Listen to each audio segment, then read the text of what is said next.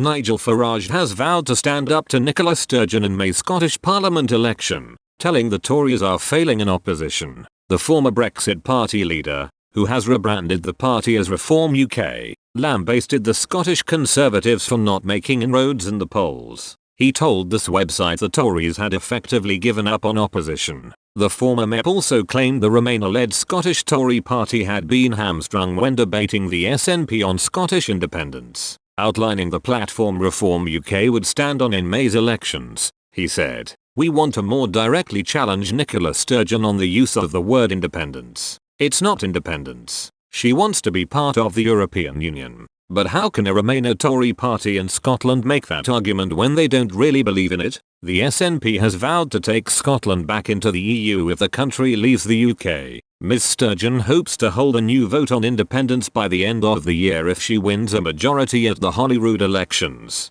Permission to hold a referendum must be granted by Prime Minister Boris Johnson, but Ms Sturgeon said she would hold a vote regardless of whether it has consent from Westminster. The SNP are currently on track to win a majority of 13 in May, according to a Savanta.com poll of 1,002 adults interviewed between the 4th and 9th of February. Mr Farage blamed not only a failure to promote Brexit for the support of the nationalists but also accused the party of having an authoritative voice to make the argument for the union. The Scottish Conservative Party has virtually given up being in opposition, he said. Ruth Davidson may have been a Remainer, but Ruth Davidson was a personality that led the Scottish Conservatives. Now, they've got no one. They don't really stand for anything in particular. Tory MP Douglas Ross took over as leader of the Scottish Conservatives in August last year following the resignation of Jackson Carlaw. Still based in Westminster without a current seat in Holyrood, Ms Davidson is leading the party in the Scottish Parliament until May.